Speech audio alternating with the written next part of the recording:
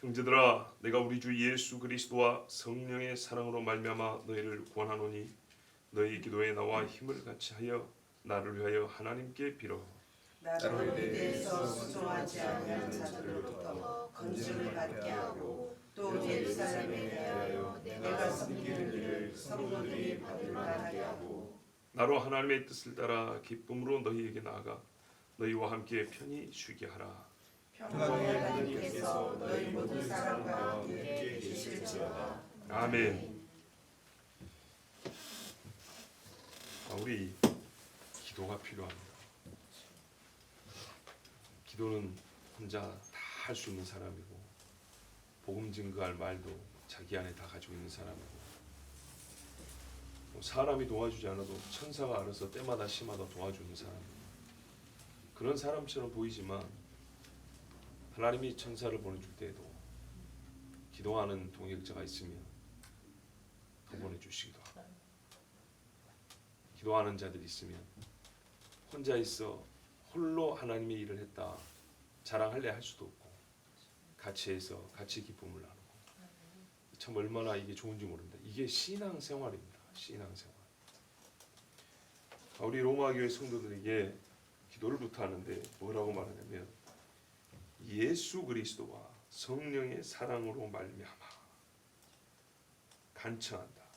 우리는 구원한다 해서 보통 구원한다는 말은 권면, 즉 내가 누군가를 가르칠 때 쓰는 말로 보이잖아요. 여기서는 너희가 마땅히 나를 위하여 기도할 줄 알아야 한다고 가르치는 말이 아닙니다. 구하는 겁니다. 구하는 거. 가르치는 내용은 앞에 많이 있습니다. 여러분도 좀 느끼셨겠지만 제가 로마서 15장에 와갖고는 앞에 교리 부분에서는 한 절 한 절씩 설교합니다. 지금 몇 절씩 묶어서 좀 속도감이 있죠. 그게 한편으로는 어떤 의미가 있냐면 깊은 교리를 말씀하기는 것이 아니기 때문에 그렇게 한 절 한 절 많은 시간을 쓰지 않아도 된다는 것도 있지만 이 사람의 가르치는 부분이 없는 건 아니지만 이 뒷부분은 교제 부분이 강해요. 이 교제 부분을 한 절씩 쪼개버리면 교제의 느낌 자체가 잘 안 들어요. 그죠? 무슨 말이냐면 말씀이 교제가 있으면 우리는 먼저 교제로서 이 말씀을 느낄 수 있어야 돼요. 예, 이렇게 교제했단다 하고 가르치기보다 이 교제 자체가 우리 마음에 확 부어지고 느껴질 수 있도록 그렇게 설교하는 것이 더 낫다고 봅니다. 그래서 전반부에 비해서는 제가 이쪽에서는 그렇게 세밀하게 주의하지 않고 이렇게 좀 덩어리로 우리에게 좀 마치 던져두듯이 하나씩 썰어주는 게 아니라 공이 덩어리가 주는 그 묵직함을, 그 풍성함을 형제 간에 나누는 그 대화의 한 대목을 자를 수는 없다 이 말입니다. 이렇게 한마디 한마디 쪼개는 게 아니라 한 단락씩 바울의 이 한 덩어리의 막 성도들에게 권한 이 한 덩어리의 이 대화의 덩어리씩 묶음씩 이렇게 전하고 듣는 것이 훨씬 더 우리 마음의 본뜻, 본 마음을 하나님의 이 심정을 전하는 데 더 낫다 그렇게 봅니다. 자, 오늘도 보시면 제가 그래서 예수 그리스도로 성령의 사랑으로 이걸 굳이 쪼개지 않습니다. 우리가 예수를 믿으면 그 안에 성령의 사랑이 부어진 바 되어가지고 서로를 향해서 기도하지 않고 견딜 수가 없습니다. 예수 믿는 사람은 성령의 감동을 따라서 기도를 안 할 수가 없어요. 그래서 이분들에게 로마 교회 성도들에게 구하는 겁니다. 가르치는 권면이 아니고 본래대로 하면은 내가 너에게 구하노니 간구하노니 우리 하나님 앞에 구하죠. 그럼 지금 성도들에게도 우리가 구할 때 있지 않습니까? 서로 간에 뭘 구하냐? 기도를 부탁합니다. 우리 선교사님들 보세요. 뭐 줍니까? 사역 보고 편지보다 기도 편지가 더 많습니다. 기도 자주 옵니다. 왜 기도 편지 받고 귀찮습니까? 부담은 좀 되죠. 기도해야 되니까. 그런데요, 기도를 부탁하는 맥락이 있어요. 이러이러하니 기도가 필요합니다. 얼마나 참 인본주의적 인간이 아니라 하나님이 주신 그 사람 냄새가 나지 않습니까? 이 땅에서 외국으로 갈 정도면 얼마나 믿음이 좋은 것이고 자기 앞가림은 다 할 수 있는 사람이고 그러나 거기 가서 우리보다 훨씬 고생을 이미 지금 하고 있으면서도 기도가 필요합니다. 자기보다 훨씬 더 편하게 있는 사람들에게 기도가 필요합니다. 나를 위해서 기도해 주십시오. 얼마나 참 그 인간적입니까? 그리고 그 진심 어린 마음, 기도해 주고 싶은 마음이 들지 않습니까? 바울이 그리스도 안에서 한 형제자매 된 사람들에게 성령의 감동으로 여전히 힘드나 쉬우나 고통스러우나 즐거우나 같이 예수 믿고 있는 사람들에게 구하는 것은 기도입니다. 우리가 그래서 이 잘못된 말 버릇은 고쳐야 된다고 했습니다. 뭐 해줄 게 있나 기도나 해야지. 이런 식의 말버릇을 가진 사람은 기도를 안 합니다. 정말 안 합니다. 경험해봐서 알 겁니다. 거의 기도 안 합니다. 똑같이 기도를 해줄 마음이 있어도 기도나 해야지라는 말을 하지 마시고 여러분 기도하겠습니다라고 해보세요. 제가 잊지 않고 기도할게요. 그럼 본인 말이 본인 귀에 들어오죠. 부담이 돼도 진짜 부담이 됩니다. 기도 안 하면 죄 짓는 것 같아요. 죄예요, 죄. 예, 왜? 기도하겠습니다 있잖아요. 저 사람은 정말 기도가 필요해서 기도를 부탁했는데 나는 뭐 할 게 있나 기도나 해야지 하면 사실 별로 부담이 없어요. 생각나면 그냥 지난 소리 한마디 하고 아니면 안 해도 별 부담이 없어요. 마치 이런 것 같아요. 언제 시간 나면 밥이나 먹지. 언제 시간 나면 안 난다 하면 그만이죠. 잊으면 그만이죠. 그런데 언제 만날까? 그래 이때쯤 보자. 그럼 부담이 더 크죠. 어디서 보자면 더 부담이 크죠. 몇 시에 만나자면 반드시 가야죠. 기도는요 여러분 우리가 아주 평범하게 말해도 성도의 호흡이라 그러고 하나님과의 대화라 그러고 신앙인의 살려면 마지막 무기가 뭐냐면 기도입니다. 예. 하나님의 전신갑주를 다 입었지만 이 갑주를 움직일 수 있으면 힘이 있어야 한다 그랬죠. 이게 보통 무거운 게 아닙니다. 무기를 줘도 다룰 힘이 있어야 싸우죠. 그래서 영적 체력이라고 그랬습니다. 모든 운동의 근본입니다. 근데 더하여 철로역정에 보면 이런 말 나옵니다. 이 모든 무기로도 안 될 때 보세요. 내 손에 쥐어있어요. 칼. 아무리 휘둘러도 이게 용의 껍질을 못 뚫고 들어요. 껍데기를. 그 불이 뜨거워서 방패로 막아도 화기가 방패 뒤로 막 넘어오는 거예요. 아무리 내가 입은 갑주가 세도 안 될 때 어떻게 하냐? 주야 부른다고요.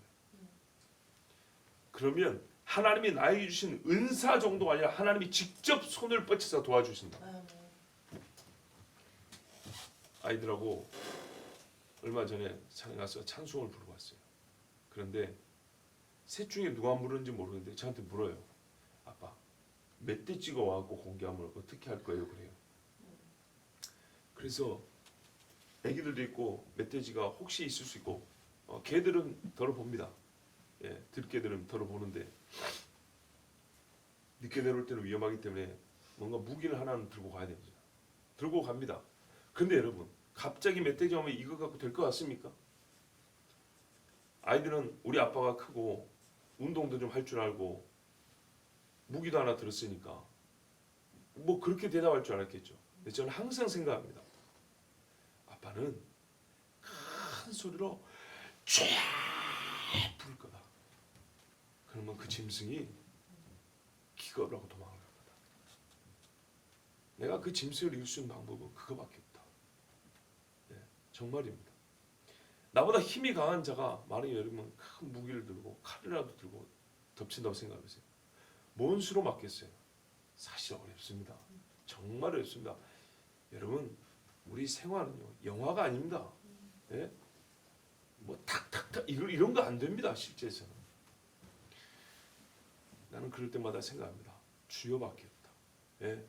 사람이 감당할 수 없는 시험 앞에서는 큰 소리 있는 힘을 진짜 목청이 찢어져 버릴 정도로 주야를 외치면 그게 이기는 방법이다. 나는 최후의 방법으로 그리고 가장 결정적인 무기이자 힘으로 주여를 가지고 있다. 아들에게 그렇게 말했어요. 너희들도 주여를 불러라. 여러분 물에 빠진 사람이 2년 전에 말씀드렸잖아요. 우리 고향에서 권사님 한 분이 새벽에 겨울 새벽이니까 얼마나 어렵습니까? 백길이 커브도 다 부딪혀가지고 물에 뜨는데 수영을 못하는 분이었다고요. 근데 그분이 뱃소리 때문에 잘 안 들리는데 친배에 선장이 들었다잖아요. 사모님이 주여를 부릅니다. 그 물에 빠져면서 주여 불렀다고. 얼마나 은혜가 됩니까? 실제 사건인데 제가 신대원 때 들었는데요. 어느 집사님이 여자 집사님 집에 강도가 들었어요. 강도가 들었으니까 이게 재산도 오지만 신체 위해를 받을 수 있잖아요. 이불을 둘러쓰고 몸으로 확 감고 그래도 칼로 찔러버리면 다 찔리죠. 근데 거기서 정말 미친 듯이 주여를 불렀대요. 여자들이 그 싸울 때는 안 칼지라 그러지만 이 정말 칼날 같은 소리로 주여를 목청껏 간절하게 주여를 부르니까 강도가 오히려 놀라고 가버렸대요. 실제 사건입니다. 여러분. 성도에게 제일 큰 무게는요, 검도 있어요.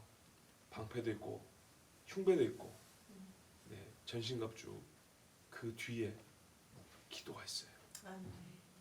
너희가 나를 위하여 구할 것은 나로 쇠사슬에 묶여도 이길 수 있는 것은, 여러분 쇠사슬에 묶일 정도가 되어버리고 몸과 마음이 갈갈이 찢을 대로 찢어지면 무기 줘도 들 힘도 없습니다. 그럴 때는요 본인도 기도도 잘 안 나옵니다. 우리가 할 기도 뭐야? 아버지밖에 없죠. 근데 그 아버지가 힘을 나게 해요. 옆에 있는 성도들 기도해 줄 때 너무 암담할 때는요 뭐라고 해야 될 말이 생각이 안 나요. 그럴 때는 주여가 제일 주여가. 예수님을 부르든지 하나님 부르든지 정말 이게 제일이에요. 가장 강한 힘입니다. 바울이 구합니다. 알아요. 자기가 예루살렘 가면 이전에 겪어보지 못한 엄청난 일을 겪을 걸 알아요. 그래서 자기의 제자들이 많이, 이제 우리 16장 보면 이제 바로 다 보입니다. 이 사랑하고 신뢰하는 형제들에게 기도를 부탁합니다. 우리 식대 보면 나를 위하여 주님을 좀 불러주십시오. 너무 무서운 거예요. 솔직히 힘든 일이죠. 지금 바울도 나이가 이제는 제법 적지 않은 우리 주는 노년에 들어갈 나이입니다. 그러니까 몸도 힘들죠. 모든 것이 힘듭니다. 지쳐갑니다. 믿음의 사람들이요 싸움을 멈추지 않기 때문에 사실은 피로나 이 고통이 누적돼 갑니다.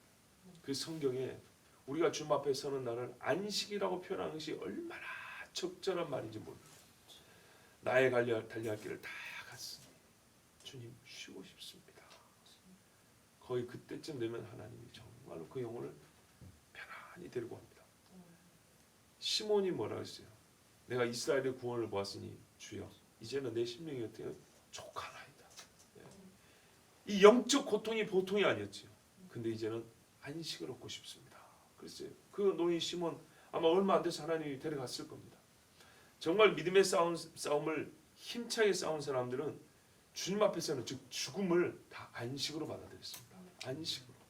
자, 제일이 뭐예요? 기도. 네, 기도. 그런데 이 기도를 또 뭐라고 불렀냐? 너희는 기도 가운데 나와 함께 분투하여. 싸움이에요, 싸움. 그래서 기도가 어려운 거예요. 기도 자체가 대단한 영적 싸움이에요. 예, 기도하기 위해서 벗겨내야 되고 인내해야 되고 포기해야 될 일이 많아요.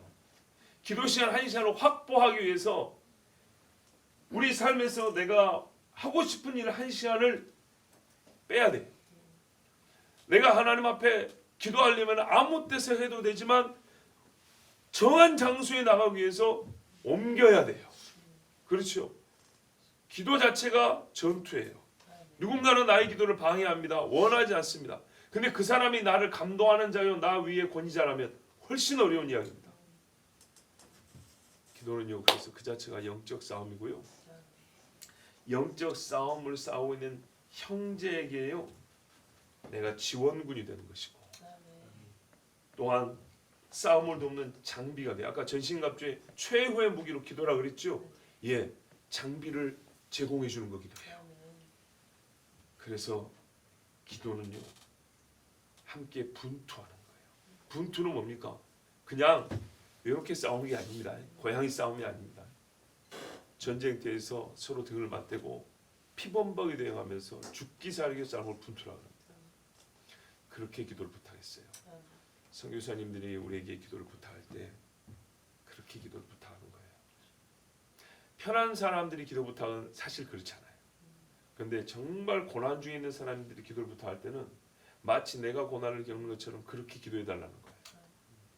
그런데 여러분, 생각나면 한번 할게 이래갖고 되겠습니까? 그건 아니죠. 우리 인식 속에 이 사람에게 정말 기도가 필요하다면 그렇게 하는 거예요. 얼마 전에 하봉수 교사님 그 심장이었죠. 그 수술을 할 때 어떻게 했습니까? 우리 그 중에는 얼굴도 아직 모르는 분도 계세요. 그렇지만 그 소식 자체가 급하기 때문에 우리가 급하게 같이 부르지 하나님 앞에 기도하지 않았습니까? 바로 그런 거예요. 급한 기도는 급하게 하는 것처럼 간절하게 해야 될 기도는 간절히 해야 기도가 되는 거예요. 분투하며 기도를 부탁했습니다. 자, 고린도 후서 1장에 보면 고린도 교회가 얼마나 문제가 많습니까?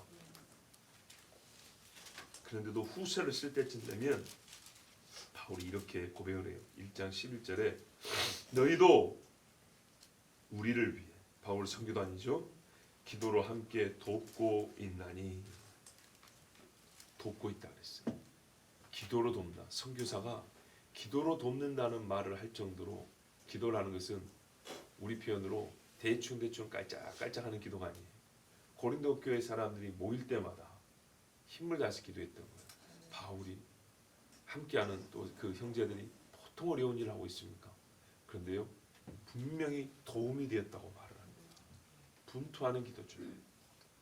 히브리서 13장 18절에도 유대인 신자들이 말합니다.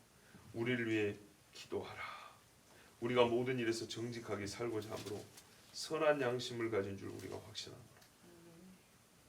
하나님 앞에서 선한 양심과 정직함대로 신앙생활을 하려고 하니까 굉장히 힘든 거예요. 그래서 필요한 게 뭐예요? 기도를 부탁하는 거예요. 성경에 보면 기도를 부탁하는 말이 많고 기도를 하겠다는 표현도 많습니다. 이건 그냥 말로만 한 게 아니라 실제로 그렇게 살았던 겁니다. 여러분, 이게 신앙생활입니다. 믿음의 삶이 이런 겁니다. 기도를 부탁하고 기도하고 그 기도로 도움을 얻어 한 걸음 한 걸음씩. 오늘 우리 성식에 보면 시편 84편에 시온의 대로입니다.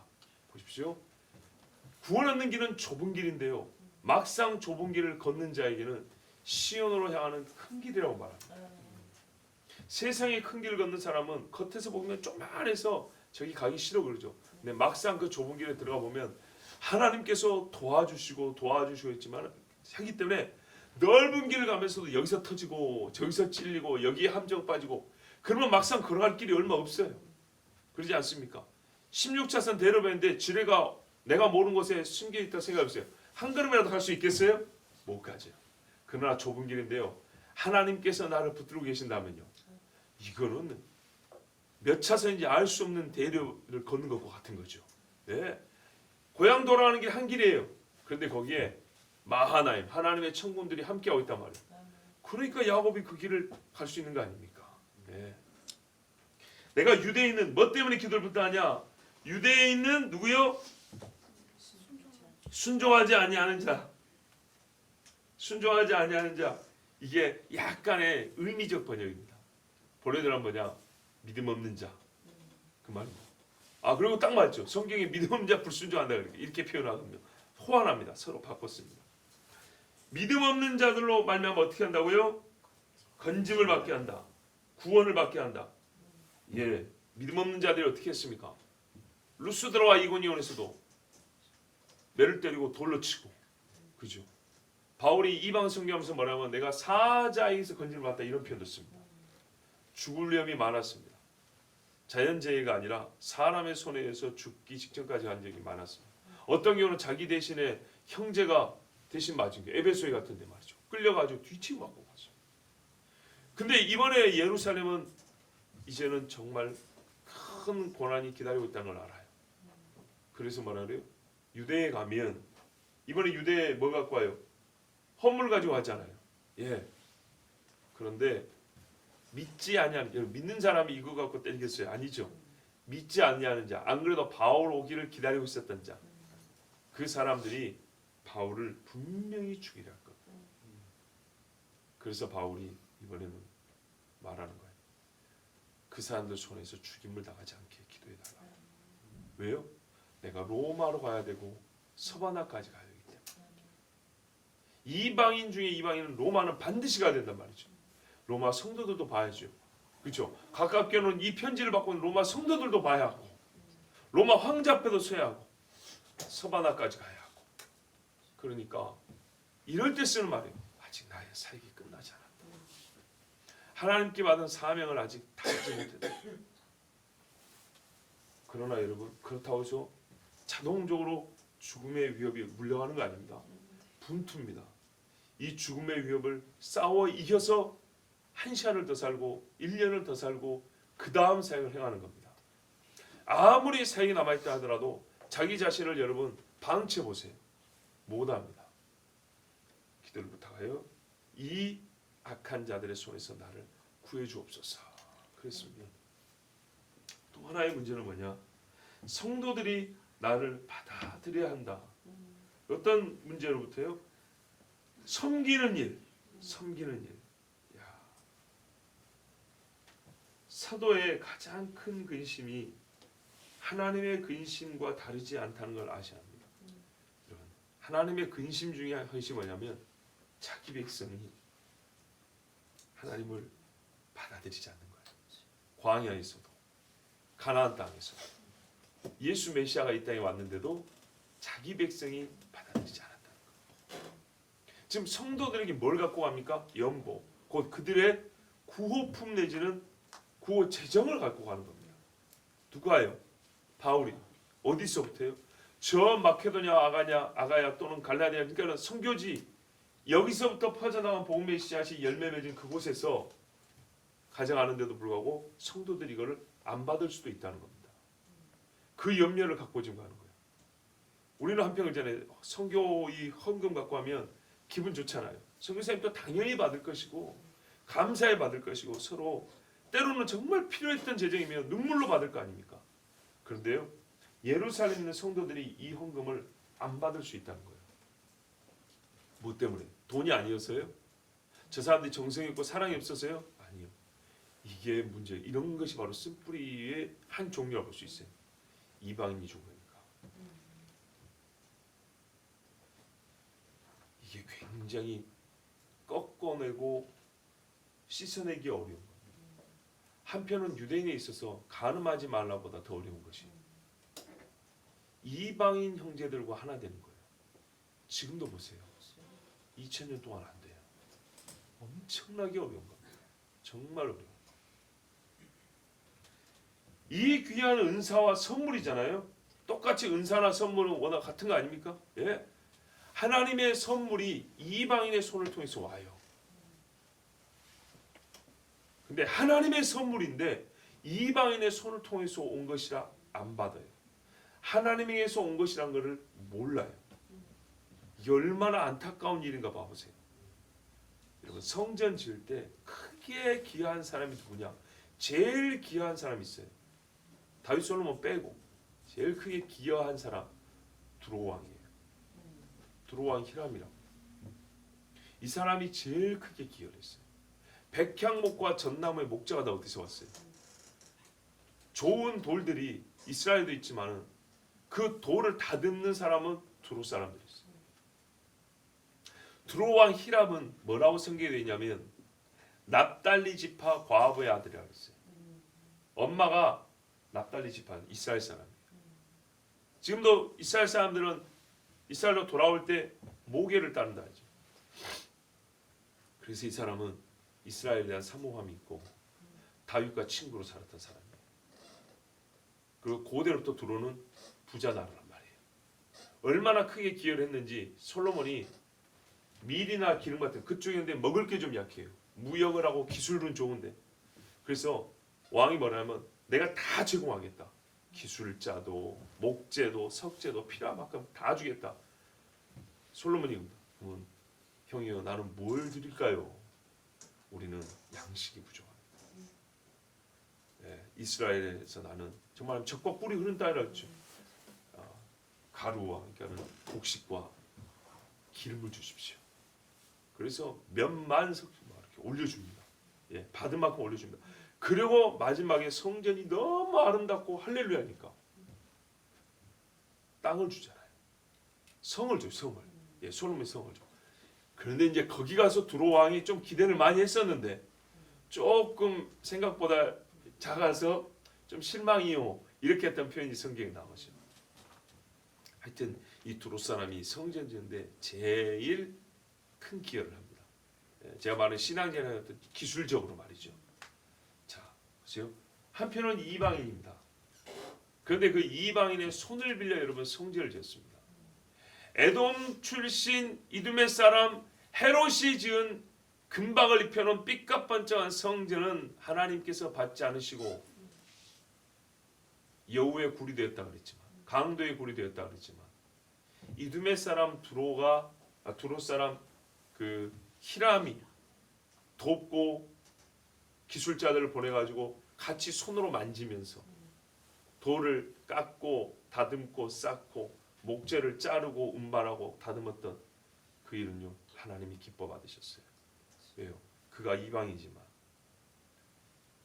하나님을 사랑하는 마음이 함께 있었기 때문이죠. 여호와를 경외하는 마음이 있었어요. 다윗과 솔로몬을 하나님의 이름으로 축복할 줄 아는 사람이었어요. 성전 짓는 걸 기뻐하는 사람이었어요. 그리고 마지막 이 성전의 대미를 장시하게 말하면 야긴과 보았어요. 그가 세우신다. 나의 권능이 그에게 있다. 성전 앞에다가 이거는 여러분 성전을 지탱하기 위한 기둥이 아니라 말 그대로 장식용입니다. 장식용 기둥이 앞에 두 개 서 있었어요. 이건 없어도 제사하는데 아무 지장이 없어요. 솔로몬이 이 두 장식용 기둥을 세웠는데 이 장식이 뭐예요? 여호와를 높이는 하나의 기념물이었어요. 이 성전이 누구 것이며 무엇을 하는 것이냐, 여기서부터 우리는 무엇을 얻을 수 있느냐를 말하는 매우 신학적 의미를 지배하게 놓은 두 기둥이 야긴과 보았어요. 이거는 두로 사람 히람이 사실상 거의 100% 맡아서 만든 겁니다. 엄청난 일이죠. 이방인의 손을 통하여 야긴과 보아스가 세워졌다고요. 하나님이 이 성전을 받으셨어요. 불로 임하셨단 말이죠. 그런데 우리가 그래서 성경을 알아야 되는 거예요. 성경을 안다는 게 뭐예요? 보세요. 이방인인 저도 지금 이렇게 해석이 되잖아요. 성전에 제일 큰 기여한 사람이 두로 사람 히람이란 말이죠. 그런데 하나님께서 다윗과 그를 친구 되게 하시고 솔로몬, 그 지혜로운 솔로몬이 히람을 불러다가 자기 지혜로 안 됩니까? 이스라엘 사람의 기술은 안 됩니까? 그런데 인정을 하잖아요. 우리도 기술자가 있지만 당신의 기술자가 더 좋습니다. 그러면 애굽에서 기술자를 부르지. 애굽의 피라미드 짓는 거 봐보세요. 그런데 거기서 부르진 않았어요. 이게 초창기 솔로몬이에요. 하나님을 아는 이방인에게서 손을 빌렸다고요. 자, 그렇다면 여러분, 지금 하나님을 아는 정도 아니잖아요. 정말 예수 그리스도를, 유대인도 안 믿는 예수를 믿은 이방인이 어려움 중에 예수 믿는 유대인에게 선물을 보냈잖아요. 이걸 왜 못 받습니까? 그런데도 아직 거리끼는 게 있는 거예요. 그래서 이게 여러분 쓴뿌리라는 거고, 이게 이 사람 속에 남아있는 이 믿음의 이 장애물이라는 거예요. 이걸 제거하는 것이 우리 신앙생활에 있어서 참 중요한 훈련과 연단 중에 하나입니다. 여기서 한 가지 주의할 점이 있습니다. 여러분, 제가 이렇게 말씀을 드리잖아요. 이 선물은 바울이 마지막 예루살렘 여행 갈 때 가지고 간 것이다. 근데 여러분, 어디선가 또는 성경을 읽으면서 고민했을 겁니다.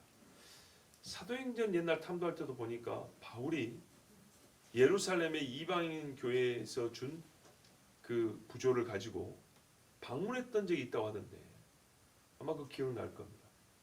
그래서 이건 초창기의 사역이 아니냐 이렇게 생각하는 경우가 있는데 그렇지 않습니다. 일단 오늘 말씀의 맥락이 굉장히 위험한 상황 속에서 갔다는 것을 말해주고 있고, 그 사도행전에 나온 이야기는 사역 초창기 이야기입니다. 11장에 보면 이런 말씀이 있어요. 벌써 11장이니까 초창기죠. 사도행전 11장이에요. 첫 번째 선교여행도 가기 전이에요. 25절 30절에 보면 바나바가 사울을 찾으러 다소에 가서 만남에 안디옥에 데리고 와서 둘이 교회에 1년간 모여 있어 큰 무리를 가르쳤고 제자들이 안디옥에서 비로소 그리스도인이라 일컬음을 받게 되었더라. 완전 초창기죠. 예, 바울이 이제 안디옥 교회에 들어가 교인 되는 그때쯤 이야기예요. 그때 선지자들이 예루살렘에서 안디옥에 이르니 그 중에 아가보라 하는 한 사람이 일어나 성령으로 말하되 천하에 큰 흉년이 들리라 하더니 클라우디오 때에 그렇게 되니라. 클라우디우스 황제 때 그렇게 되냐. 제자들이 각각 그 힘대로 유대에 사는 형제들에게 부조를 보내기로 작정하고 이를 실행하여 바나바와 사울의 손으로 장로들에게 보내니라. 바나바와 사울, 바울이 둘이 같이 갔을 때 이야기예요.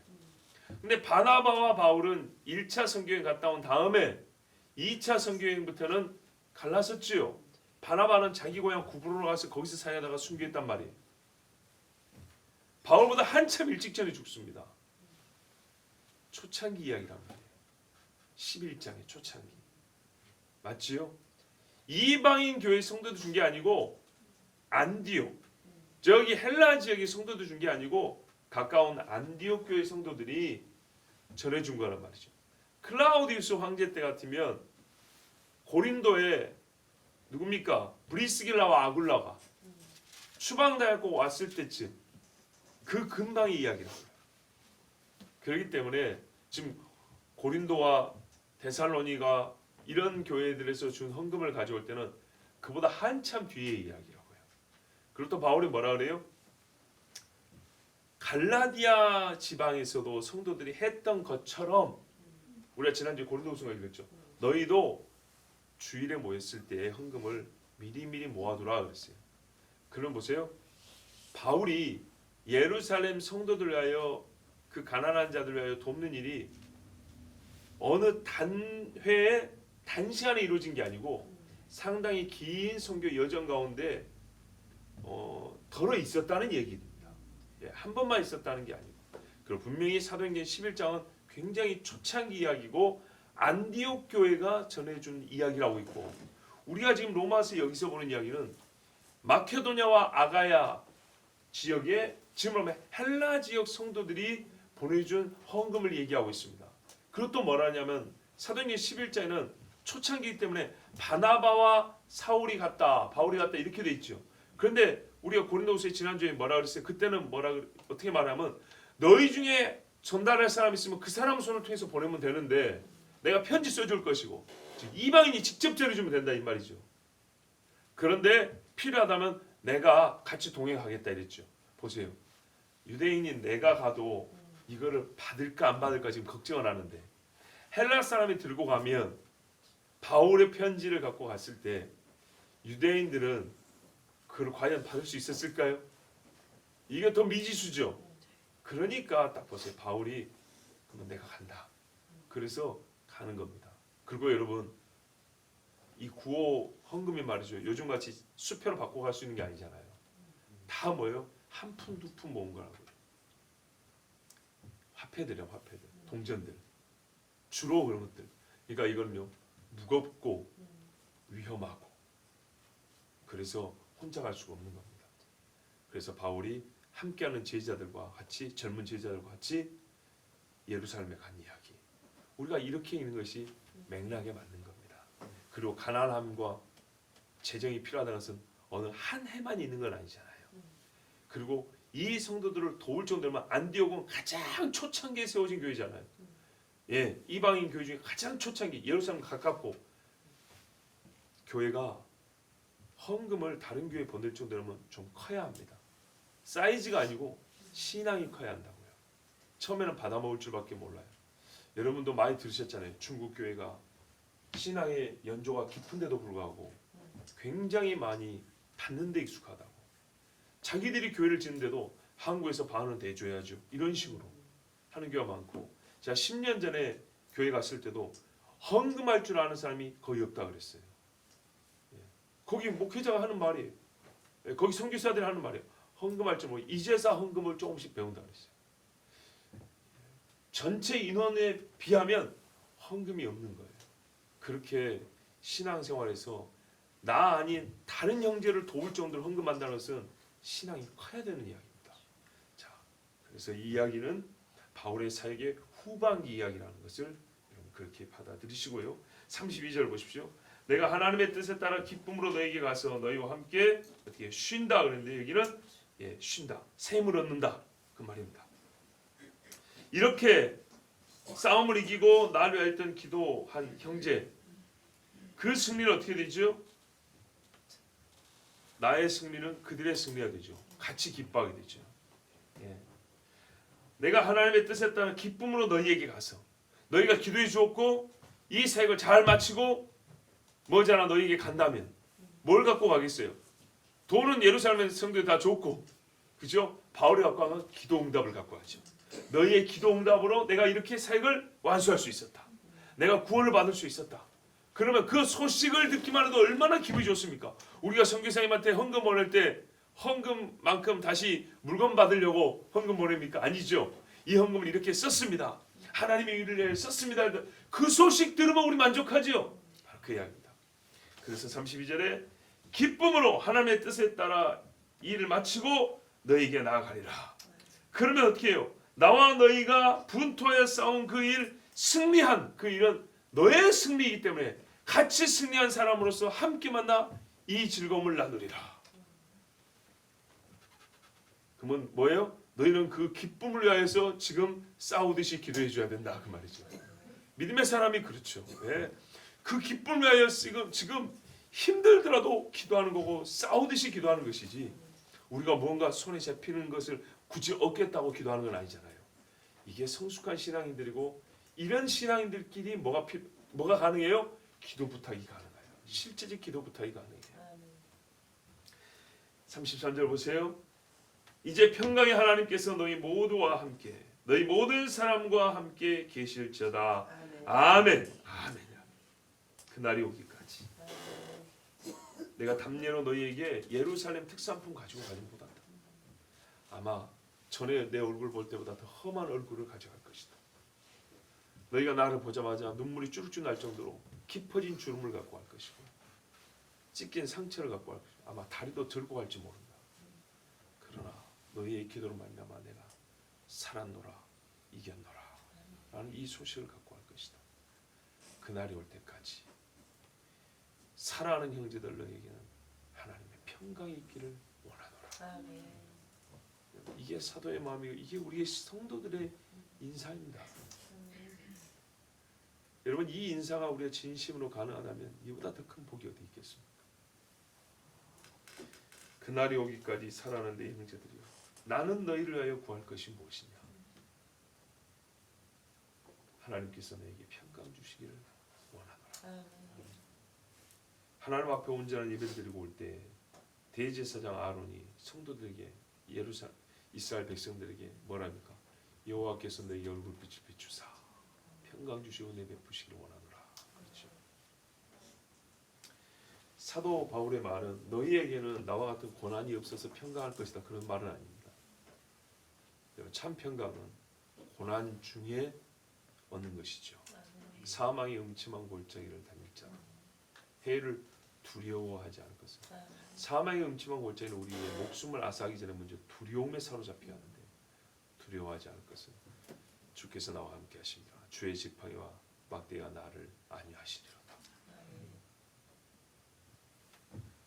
바울의 말이 이런 겁니다. 너희에게도 나에게 있는 것과 같은 크고 무자비한 싸움, 하나의 자비가 없는, 긍휼이 없는 마귀로부터의 공격이 너희에게도 있다.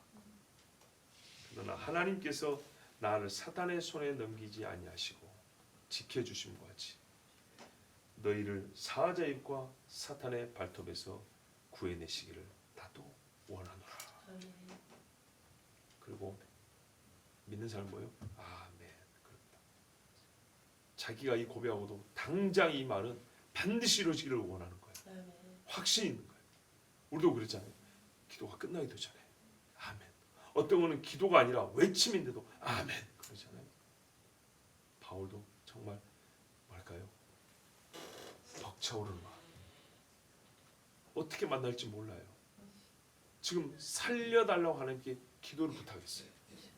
그리고 예루살렘 가는 길에 그러니까 너에게 평강 있기를 원하노 하면서 바로 그 자리에서 아멘이 나와버린 거예요. 이 기도는 16장 20절의 그 내용이 다시 한번 우리에게 조금 더 구체적으로 알려집니다. 평강의 하나님께서 속히 사탄을 너희 발 아래에서 상하게 하시리라. 우리 주 예수의 은혜가 너에게 있을지어다. 아멘. 너희는 나의 평강을 위하여 곧 하나님께서 사탄의 시험에서 나를 건져주시려 하여 기도하고 나는 너희에게도 사탄의 공격이 있는 줄 아네. 하나님께서 너희 발 아래에 사단을 두사 즉 너희 발로 사단의 머리를 짓이겨 버리기를 그렇게 구하노라. 이것이 가장 최전선에서 싸우는 믿음의 동역자 형제들이 서로를 위하여 하는 기도입니다. 이것이 그리고 참 평강입니다. 아무 일도 없는 것이 평강이 아니라 사단과의 싸움에서 승리함으로 얻는 안식, 이것이 평강입니다. 하나님께서 우리에게도 이 평강 주시기를 원합니다. 기도하겠습니다.